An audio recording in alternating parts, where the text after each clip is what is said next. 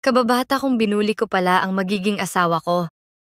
Nung mga bata pa kami si Carlo yung tipong palaging nasa loob ng bahay nila. Siya yung batang sobrang puti na parang vampira sa putla dahil halos hindi mo makikita sa labas. Sa tuwing naglalaro kami ng mga kaibigan ko sa kalye, siya naman nasa loob lang, nagbabasa ng libro sa bintana o pinanonood kami. Mayaman sila. Malaki ang bahay nila pero palagi namin siyang nakikita sa bintana. Kaya napagkatuwaan namin lalo na ako. Porke bata nga hindi ko naiisip ang mga ginagawa ko. Basta nagtatawanan lang kami. Gumagawa ako ng pangil na papel tapos tinuturo ko siya. Sabi ko vampira siya. Minsan siyang lumabas at nakipaglaro sa amin pero ang pangit niyang ka-team kasi ang bagal tumakbo kaya talo kami sa 5-10s. Sa sobrang pagka-competitive ko noon, nagagalit ako kapag natatalo kami kaya binansagan ko siyang lampa. Sabi ko, wag na siyang lalabas kung magpapatalo lang siya. As in kahit bulinggit lang ako at ang tangkad niya sa akin, hinahamon ko siya, dinadarag ko. Matapang talaga ako kasi sa pamilya namin ako lang ang babae, kaya ginawa akong mato ng mga kuya ko. One time lumabas ulit si Carlo ng patakas. Alam kong tumakas lang siya kasi maingat yung pagsara niya ng pintuan ng gate. Nakisali sa amin. At as usual, natalo na naman kami sa pahtintero. Gigil na gigil ako sa kanya. Nang-recruit pa ako ng mga asar sa kanya para hindi na siya sumali ulit sa susunod kasi may pustahan kaming 5-5 kapag natatalo. Syempre, malaking bagay sa aming bata yon. Lalo na sa akin dahil hindi naman kami mayaman. Sa public school kami nag-aaral ng mga kalaro namin, si Carlo sa private. Kaya ginamit ko rin yon laban sa kanya. Sabi ko, hindi siya bagay makipaglaro sa amin kasi anak mayaman siya. Na lahat ng gusto niya nakukuha niya. Na doon na lang siya sa mga kaibigan niyang sosyal. Saka bawal naman siyang lumabas. Tumatakas lang siya. Sabi ko, wag na siyang tumakas ulit at magkulong na lang siya sa bahay. Nag-make face ako. Ginaya ko yung mga sosyal na napapanood ko sa TV. Tapos ginaya ko rin siya kapag hinihingal siya. Pati yung pagyuko niya minsan na parang nahihiya ginaya ko, tapos pinagtawanan ko siya. One time, pinitik ko pa siya sa tenga nung muntik na kaming manalo. Pero dahil sa kanya, talo na naman kami sa shato. Tapos ilang ulit ko siyang hinihinga ng 5. Palagi siyang merong dalang pera.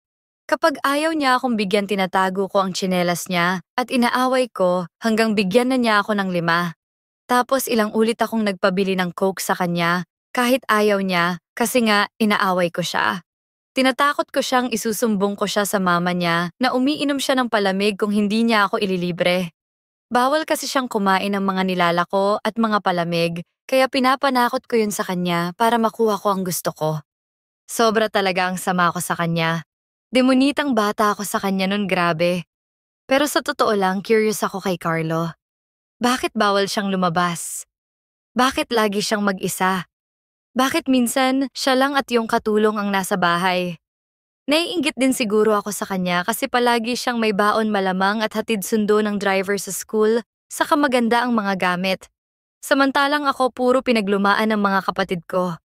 Kapag may tira pang pages ang mga lumang notebook ko, tatahiin ko pa para pwede pang gamitin. Bihira akong mabilhan ng bago. Tsinelas din lang ang gamit ko kasi 7 kaming magkakapatid at minsan hindi na umaabot sa akin ang pambili ng sapatos o bag. Mabilis lumipas ang panahon. Pagkatapos ng elementary, lumipat na si Carlo sa ibang school. Ako naman tuloy lang ang buhay. Naging busy na ako nung high school at unti-unti ko nang nakalimutan si Carlo. Hindi na rin kami nagkita-kita pagkatapos ng mga kabataan namin. Sa aming magkakapatid, walang sinuwerte sa buhay. Yung 6 kong kuya, kung hindi nakapag-asawa ng maaga, nakabuntis ng hindi lang isa, kundi 2 o 3 babae. Kung tutuusin ako pa ang swerte dahil hindi ako nabuntis. Ang problema lang dahil mga walang matinong trabaho, sa amin pa rin nakatira yung iba kong kapatid kasama yung mga pamilya nila. Ako naman na masukang kahera sa tindahan ng packaging items. Hindi kasi ako nakapag-college.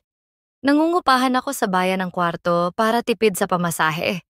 Kung uwian kasi, doble halos sa upa ang pamasahe, tapos konsumido pa ako sa mga kapatid ko at sa dami ng tao sa bahay. Tuluyan nang nawala sa isip ko si Carlo kahit alam kong nagpunta na siyang Canada. Hanggang sa isang araw umuwi ako sa amin tapos pinuntahan ako ni Janet, isa sa mga kababata ko. Birthday daw ni Kapitan. Wala akong pinapalampas na handaan kasi ako ay isang Sharonian. Go agad ako. Libreng happy-happy kaya why not? Libreng kain at libreng inom? Push! Lalo na sa bahay ni Cap. Ang daming nakurakot nun, kaya ang laki ng bahay at palaging bongga ang handa. May 2 lechon pa nga nung huli. At doon ko nakita ulit si Carlo. Grabe, halos matulala ako mga bes. Ang tangkad niya, ang ganda ng katawan. Mestizo pa rin pero kayumanggi na parang nahilig mag-swimming. Nag-glow up siya ng sobra. Mukha siyang artista. Nakasimpleng Lacoste na puti at maong lang pero alam mo agad na steak or salmon ang inuulam at kumakain ng gulay. Hindi dahil no choice at yung nakapack na pangpakbet lang ang kaya ng budget, kundi dahil gusto ng healthy living. Yung kung itlog man ang almusal, hindi dahil 10 piso na lang ang budget, kundi dahil kailangan ng protina. Kitang-kita ang lusog sa ganda ng skin. Na-excite akong makita siya. Gusto ko siyang kumustahin at yon mismo ang ginawa ko. Nag-hello akong ngiting-ngiti. Tinanong ko kung naaalala pa ba niya ako. At doon parang bumagsak ang puso ko mga bes. Kasi nalukot yung poging mukha niya. Tumango lang at parang nakaamoy ng mabantot tapos nagpaalam na. Ako naman parang sinapian nun. Hindi ako makapayag na deadma ako sa kanya. Kaya sinimulan kong gumawa ng paraan. Hindi ako sanay na hindi pinapansin ng isang tao lalo na't kababata ko pa. Inalam ko ang lahat ng tungkol sa kanya. Umuwi na nga siya sa Pinas para asikasuhin ang business nila. Saka matanda na rin ang parents niya at ayaw daw sa Canada kasi malamig doon. May office siya sa kabilang bayan. Naisipan kong magluto ng pagkain at dalhin sa kanya. Nagdala ako ng adobo sa opisina niya. Kunwari napadaan lang. Pero nang dumating ako doon, halos hindi niya ako pinansin. Tinanggap niya yung pagkain pero walang kahit na konting ngiti. Simpleng salamat lang ganon. Para bang walang kwenta yung effort ko. Siyempre, hindi ako susuko. Siguro busy lang siya kaya ganun ang reaksyon niya. Kaya sinubukan kong alamin kung saan siya madalas pumunta at anong mga events ang pinupuntahan niya. Sa tulong ng social media, madali ko namang nahanap kung saan siya makikita. Nag-imbento ako ng mga dahilan para makadalo rin sa mga events na alam kong dadaluhan niya. Porque favorite ng mga politiko dito sa amin ang mga mayamang negosyanteng tulad niya. Madalas siyang nakukuhang judge sa beauty pageant, singing contest, mga pa-event ganon. At palaging nandun din ako sa audience. Sobrang obvious na ang mga moves ko, pero parang wala lang sa kanya. Nakakainis kasi bawat pagkakataon na magkasama kami, lalong nagiging cold ang pogi. Pero hindi ako bumibitaw. Siguro kailangan ko lang ng mas maraming effort para mapansin niya. Nagsimula akong magpadala ng random gifts sa opisina niya. Mga personalized items na akala ko magugustuhan niya. Bawat linggo, parang may bago akong pakulo. Pero parang mas lalo lang akong nawawalan ng pag-asa. Hindi ko maintindihan kung bakit sobrang hirap niyang pasayahin. Parang wala akong nagagawang tama. Pero sa halip na tumigil, lalo akong naging determinado. Siguro kailangan ko lang ng konting tiyaga pa.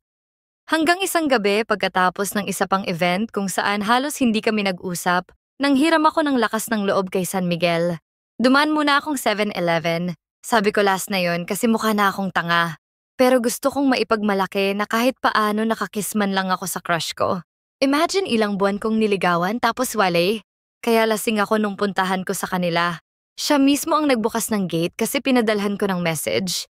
Sabi ko, harapin ako hindi yung pinagtataguan niya ako. Pagkakita ko hinalikan ko siya. Grabe yung kaba ko. Akala ko itutulak ang beauty ko. Pero bigla niya akong hinalikan din. At yon, hindi ko inasahan na nauwi kami sa kwarto niya. May nangyari sa amin. First time ko actually. Hindi ko in-expect na mangyayari yon pero sa isip ko, yun na yung tagumpay ko. Inisip ko na siguro napansin na rin niya ako sa wakas. Akala ko eto na yon, yung moment na magiging okay na lahat. Pero nagkamali ako. 2 araw matapos ang nangyari, nalaman kong aalis siya papuntang Canada. Buong akala ko for good na siya sa Pinas. Yun pala nagbakasyon lang. Wala siyang sinabi sa akin tungkol dito nung magkasama kami.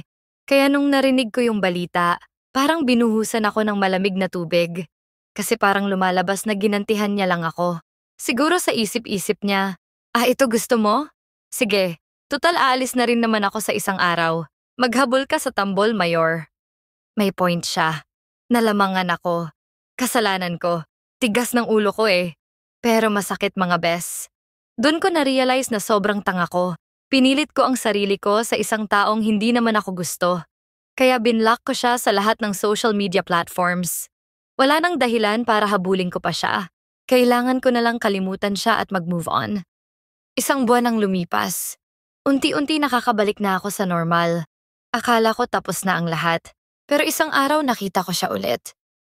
Nabalitaan ko na bumalik pala siya sa Pilipinas.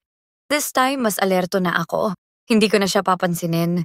Convinced na ako na wala siyang pakialam sa akin. Siguro ginamit niya lang ako since ako ba naman nag-alok ng sarili ko. Saka gwapo siya at mayaman kaya bakit niya ako papatulan? Ako ang nambuli sa kanya nung mga bata kami. Tapos kahera lang ako. Wala pang minimum ang sahod ko. Magulo pamilya ko at hindi ako nakapagtapos.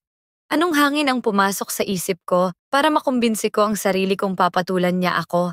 Para akong nabaliw. Maling-mali talaga ako. Lesson learned.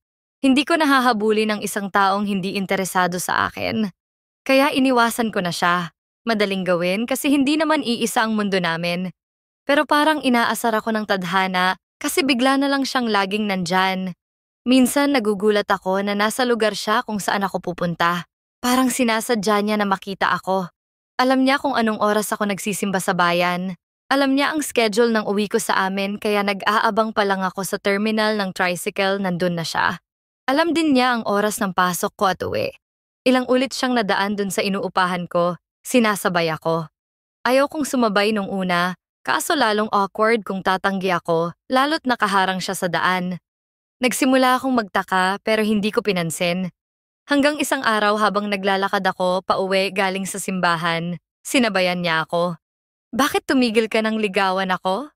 Hindi pa naman kita sinasagot. Sabi niya may halong biro sa boses. Konti na lang sasagutin na kita, kaya ipagpatuloy mo na.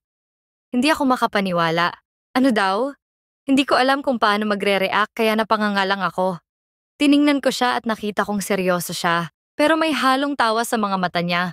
Doon niya sinabi sa akin na noong una totoong hindi niya ako gusto. Naiinis siya sa lahat ng mga ginawa ko nung bata kami. Yung pang-aasar, yung pagkapakialamera ko, yung pagkasalbahe ko. Lahat ng yun, dala pa rin niya hanggang sa pagkikita namin ulit. Sabi niya pa, "You made my childhood a living hell." Kasi nung time na yon, hindi siya pinapalabas dahil may allergies siya, sakitin, tapos may sakit pa ang lola niya, kaya halos hindi siya naaasikaso ng parents niya. Sorry ako ng sorry sa kanya. Sabi ko hindi ko alam. Isa pa talagang salbahe ako nung bata ako kasi may pagkamaldita talaga ako nun. Immature. Puro agawan kasi sa bahay at lamangan. Kung hindi ka mauuna, mauubusan ka. Mga ganun ba? Pinaliwanag ko sa kanya yon. Soring malupit ka ako. Sabi niya naiintindihan niya naman daw yon. Sorry din daw na nadala niya yung inis niya sa akin nun. Pero habang sinusubukan ko daw makuha ang atensyon niya, parang unti-unti niya akong natutunang kilalanin ulit. Naaaliw daw siya sa akin kahit medyo naiilang din dahil palagi akong nandun sa kung saan siya nagpupunta. Pero kalaunan hinahanap-hanap niya na rin daw ako. Noon daw nagkita kami ulit, kagagaling lang daw niya sa isang breakup. Yun daw actually ang main reason kung bakit siya nagbakasyon sa Pilipinas. Ayaw niyang pumasok sa isang bagong relasyon kaya kahit gusto niya pa akong makilala, siya na yung umiwas. Pero nung may nangyari sa amin, napakamot siya sa ulo nung sabihing hindi na raw niya ako natiis kasi hinalikan ko siya at nakalimot na siya. Nung bumalik daw siya sa Canada, hindi raw niya ako makalimutan kahit na pinipilit niya. Kaya nung pinakiusapan siya ng nanay niya na bumalik sa Pilipinas for good, naisip niya na siguro ito na yung chance niya. Bumalik siya para subukan. At ngayon gusto niyang tanungin ako kung gusto ko rin bang sumubok kami. Sobra akong kinilig nun. Napaiyak pa nga ako habang tumatango. Ewan ko ba in love ako sa pogi. At lahat ng ito nangyari 5 years ago. Kasal na kami ngayon. Nakagraduate na rin ako ng college sa tulong niya. 1 year na kaming kasal at 3 months na akong buntis. Sino ba namang mag-aakala na yung batang binuli ko noon pala ang mapapangasawa ko? Tingnan mo nga naman ang buhay.